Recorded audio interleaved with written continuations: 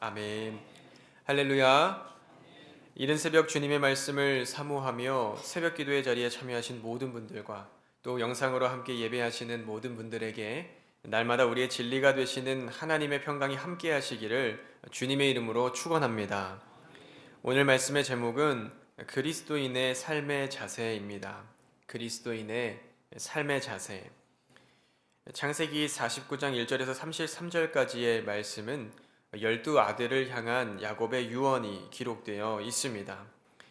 지난 48장에서 야곱은 나이가 들어 병상에 있는 자신을 찾아온 요셉에게 비록 자신의 삶 가운데에 고난과 어려움이 있었지만 그럼에도 불구하고 그 속에서 주권적으로 역사하신 하나님을 전하였고 요셉의 2 아들인 에브라임과 므낫세를 자신의 아들로 삼아서 그들을 축복하였습니다.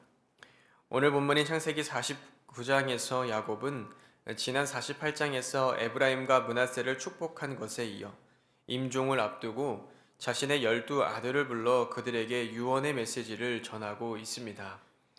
그런데 오늘 본문의 말씀은 유언이라고 하기에는 그 내용이 앞서 에브라임과 므낫세를 위해 축복하였던 것과는 달리 그 모양과 내용에서 차이를 보임을 확인할 수가 있습니다. 오늘 본문 창세기 49장 1절의 말씀에는 야곱이 그 아들들을 불러 이르되 너희는 모이라 너희가 후일에 당할 일을 내가 너희에게 이르리라 라고 기록되어져 있습니다. 이것은 야곱이 그 아들들에게 전한 메시지가 에브라임과 므낫세에게 전했던 것처럼 단순한 축복의 메시지가 아닌 앞으로 미래에 일어날 일, 곧 예언의 메시지임을 알 수가 있습니다. 특별히 야곱의 유언은 일종의 시의 형태를 지니고 있는데 이는 창세기에 기록된 시 중에 가장 긴 시의 형태로 구약의 예언서에 기록된 선지자들의 예언과 같은 형태의 모습을 지니고 있습니다.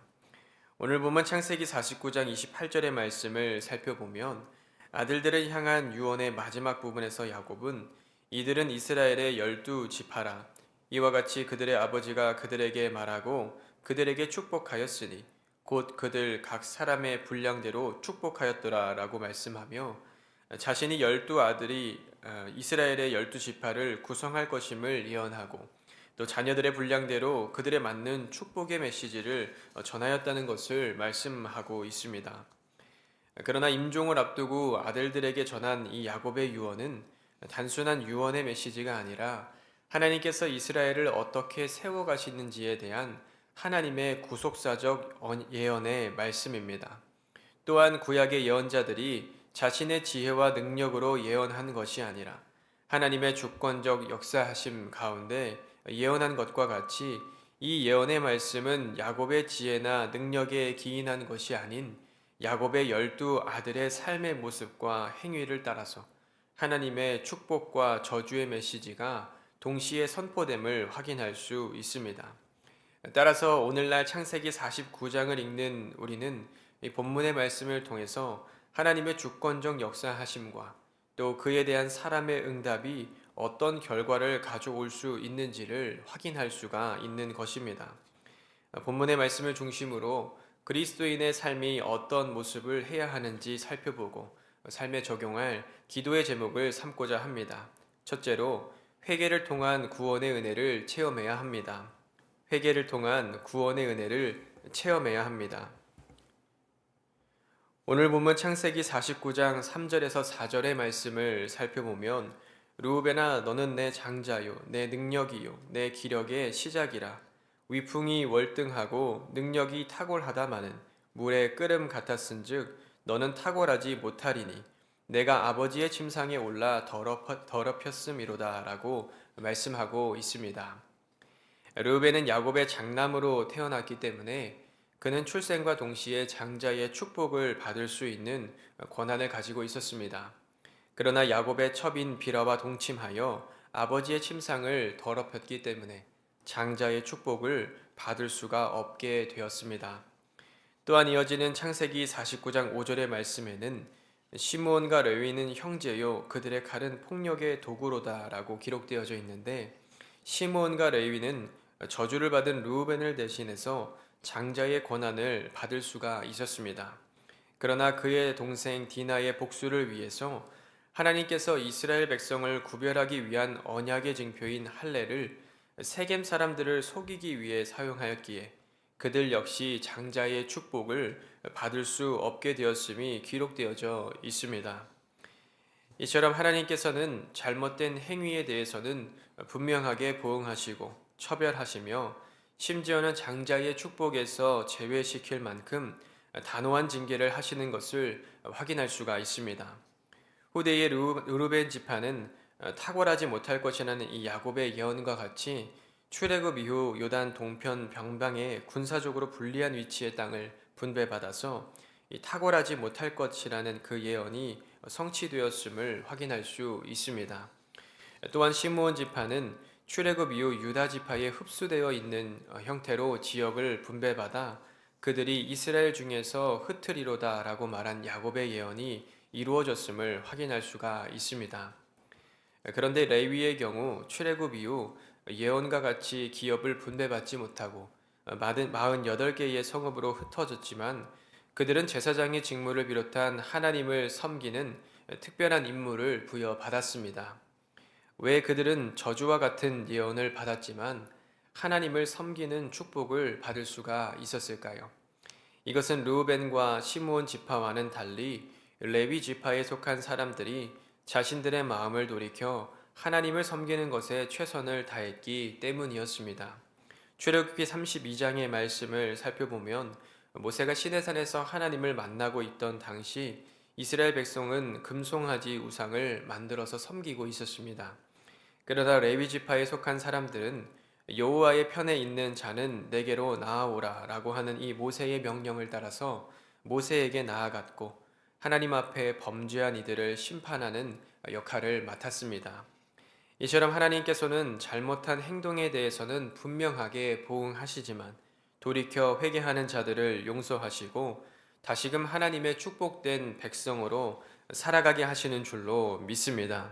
요한일서 1장 9절의 말씀에 만일 우리가 우리 죄를 자백하면 그는 미보시고 의로우사 우리 죄를 사하시며 우리를 모든 불의에서 깨끗하게 하실 것이요 라고 말씀하고 있습니다. 사랑하는 성도 여러분, 하나님의 심판은 죄인을 벌하시는 하나님의 역사하심이지만 하나님께서는 우리가 심판받기를 원하시는 것이 아니라 구원받기를 원하십니다. 그러기에 우리가 이 땅을 살아갈 때에 이 땅을 살아가는 그리스도인들은 하나님 앞에 심판과 처벌을 생각하며 두려워하고 낙심하는 것이 아니라 우리의 잘못을 돌이켜 회개하고 용서하시는 하나님의 은혜를 체험하게 될 때에 진정한 그리스도인의 축복의 삶을 살아가게 되는 줄로 믿습니다. 두 번째로는 희생적 헌신의 삶을 살아야 합니다. 희생적 헌신의 삶을 살아야 합니다. 오늘 본문 창세기 49장 8절의 말씀을 살펴보면 유다야 너는 내 형제의 찬송이 될지라 내 손이 내 원수의 목을 잡을 것이요 내 아버지의 아들들이 내 앞에 절하리로다 라고 기록되어져 있습니다. 유다라는 이름에는 찬양하라라는 의미가 있는데 유다를 향한 야곱의 예언에는 유다가 형제의 찬송이 될 것이며 유다의 형제들이 유다에게 절할 것이라는 말씀이 기록되어져 있습니다. 오늘 본문 창세기 49장 10절 말씀에 그 이유가 기록되어져 있는데 10절 말씀을 살펴보면 규가 유다를 떠나지 아니하며 통치자의 지팡이가 그 발 사이에서 떠나지 아니하기를 실로가 오시기까지 이르리니 그에게 모든 백성이 복종하리로다 라고 기록되어져 있습니다. 여기서 말하는 규는 왕의 통치권을 상징하는 것으로 왕들이 가지고 다니는 지팡이를 의미하는 것이었습니다. 말씀의 의미를 해석해 보면 왕의 지팡이가 유다를 떠나지 않는다라고 하는 것은 유다 지파에서 대대로 왕이 나올 것이며 유다 지파 출신의 왕이 다른 지파를 다스리며 열방을 다스릴 것이라는 축복의 메시지가 기록되어져 있는 것입니다. 이 예언의 메시지는 실제로 다윗을 통하여 성취되어 다윗 이후 솔로몬을 비롯한 많은 이스라엘의 왕들이 통치를 이어가며 성취되었음을 이 성경을 말씀을 통해서 확인할 수가 있습니다. 앞선 르우벤과 시므온, 레위에게는 저주의 메시지가 전달되었던 것과는 달리 유다에게는 다른 형제들과는 비교할 수 없을 정도의 축복의 메시지가 전달된 것을 알 수가 있습니다. 왜 유다는 다른 형제들과는 다른 이러한 큰 축복을 받을 수가 있었을까요? 그것은 그가 다른 형제들과 가족들을 위한 자기 희생적 헌신의 삶을 살았기 때문이었습니다. 요셉이 소년이던 시절 그를 미워해서 죽이려는 형제들을 설득해서 그의 목숨을 상하게 하지 않았고, 이를 통해 훗날 야곱 일가가 요셉을 통해서 애굽으로 이주할 수 있는 기회를 마련하였습니다. 뿐만 아니라 양식이 떨어져 애굽으로 양식을 구하러 갔을 때 베냐민을 대신해서 애굽의 종으로 잡히기를 자원하기도 하였습니다. 유다는 다른 형제들과는 달리 이러한 자신을 희생하는 삶을 살았던 것이었습니다. 하나님께서는 자신을 아끼지 않고 희생한 유다를 귀하게 여기시고 그의 후손에서 이스라엘을 이끄는 왕이 탄생하게 하셨습니다. 이처럼 하나님께서는 우리가 우리 자신을 아끼지 않는 희생적 헌신의 삶을 살아가게 될 때에 하나님의 축복을 허락해 주시는 줄로 믿습니다. 우리를 구원하시기 위해 이 땅에 오신 예수님께서는 자신을 아끼지 아니하시고 십자가에 달려 돌아가시기까지 하며 우리를 구원해 주셨습니다. 하나님께서 자신을 희생한 유다에게 왕이 탄생하게 하신 것은 우리를 구원하시기 위해 자신의 목숨도 아끼지 않으신 바로 그 예수님의 희생과 사랑을 예표하는 것이기도 합니다. 그러나 예수님의 사랑의 희생은 십자가의 죽음으로 끝난 것이 아니라 부활의 영광으로 완성되었습니다. 마찬가지로 우리 그리스도인들이 삶 속에서 예수님과 같은 사랑과 희생, 또 헌신의 삶을 살아가게 될 때에 하나님께서는 우리에게 구원의 은혜를 허락해 주시는 줄로 믿습니다. 끝으로 모든 순간을 하나님과 함께 해야 합니다. 모든 순간을 하나님과 함께 해야 합니다. 오늘 본문 창세기 49장 22절을 살펴보면 요셉은 무성한 가지 곧 샘 곁에 무성한 가지라 그 가지가 담을 넘었도다 라고 말씀하며, 이어지는 25절에서는 내 아버지의 하나님께로 말미암나니 그가 너를 도우실 것이요 전능자로 말미암나니 그가 내게 복을 주실 것이라. 위로 하늘의 복과 아래로 깊은 샘의 복과 젖먹이는 복과 태의 복이리로다 라고 말씀하고 있습니다. 요셉이라는 이름의 의미는 더하다, 증가시키다 라는 의미로, 이 이름은 요셉의 어머니 라헬이 아이를 갖지 못할 때 하나님께서 요셉을 주심으로 요셉 이외에 또 다른 아들을 하나 더 허락해 달라는 라헬의 소망을 담은 이름이기도 했습니다. 그런데 오늘 본문의 말씀에서는 요셉이 그 이름의 의미처럼 그의 후손이 번성하게 된다는 다산과 풍요의 축복을 담은 예언의 메시지가 기록되어져 있습니다. 요셉은 그 인생에서 늘 하나님과 함께하며 하나님의 인도하심을 따라 살아갔던 사람이었습니다. 그는 어린 시절 하나님이 그에게 주셨던 꿈을 붙잡고 살아갔던 사람이었고, 형제들에게 의해 애굽에 팔려갔을 때에도 하나님과 함께하며 범사에 형통케 하시는 하나님의 은혜를 입었던 사람이었습니다. 또한 보디발의 아내에게 유혹을 받았을 때에도 내가 어찌 이 큰 악을 행하여 하나님께 죄를 지으리이까 라고 말하며 억울한 옥살이를 하기도 했습니다. 성경에 기록된 요셉을 만난 모든 사람들은 하나님이 그와 함께 하심을 보았고, 하나님이 요셉을 범사에 형통케 하심을 보며 하나님의 살아계심을 찬양하였습니다. 창세기 41장 38절에서 39절의 말씀을 보면 요셉의 해몽을 들은 바로가 이와 같이 하나님의 영에 감동된 사람을 우리가 어찌 찾을 수 있으리요 라고 하고, 요셉에게 이르되 하나님이 모든 것을 내게 보이셨으니 너와 같이 명철하고 지혜 있는 자가 없도다 라고 말하였습니다. 이처럼 요셉은 그 삶을 통해서 하나님의 살아계심과 전능하심을 증거했던 사람이었습니다.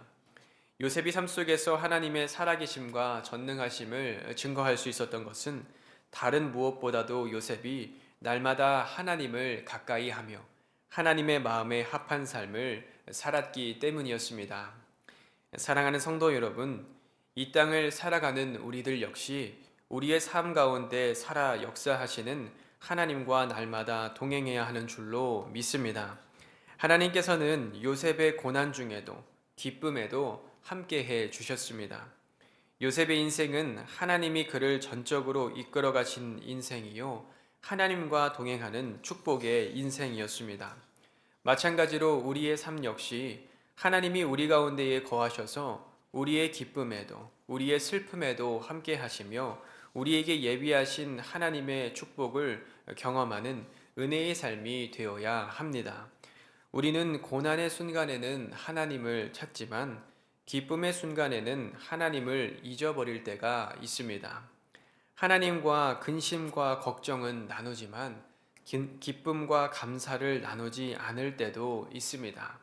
그러나 요셉과 같이 매일의 삶 가운데에 함께 하시는 임마누엘의 하나님과 동행하게 될 때에 하나님께서는 우리의 삶을 풍요롭게 하시고 하나님의 축복을 받은 백성으로 살아가게 하시는 줄로 믿습니다. 이런 믿음 가지고 오늘도 하나님과 동행하며 축복이 가득한 삶을 살아가는 저와 여러분이 되시기를 주님의 이름으로 축원합니다. 기도하겠습니다. 거룩하신 하나님, 이른 새벽 우리의 걸음을 주의 전으로 인도해 주시고 생명의 말씀을 허락하여 주심에 감사를 드립니다. 우리의 삶 가운데 회개를 통한 구원의 은혜를 경험하게 하시며 우리를 위해 자신을 내어주신 예수님과 같이 희생과 헌신을 통한 그리스도의 은혜가 충만하게 하시고 임마누엘의 주님과 동행하는 축복이 가득한 삶을 살아가게 하여 주시옵소서. 이 시간 간절한 기도의 제목과 함께 하나님 앞에 드린 귀한 예물들이 있습니다. 하나님 나라를 위하여 귀하게 사용하여 주옵시고 간절한 마음으로 기도하는 모든 기도의 제목들이 하나님 나라에 상달되어 하나님의 때에 응답되게 하여 주시옵소서. 이른 새벽 주님 전에 나와 기도하는 모든 기도의 제목들을 기억하여 주시고 기도하는 가운데에 하나님의 뜻을 깨달아 앉는 은혜가 있게 하여 주시옵소서. 예수님의 이름으로 기도하옵나이다. 아멘. 이 시간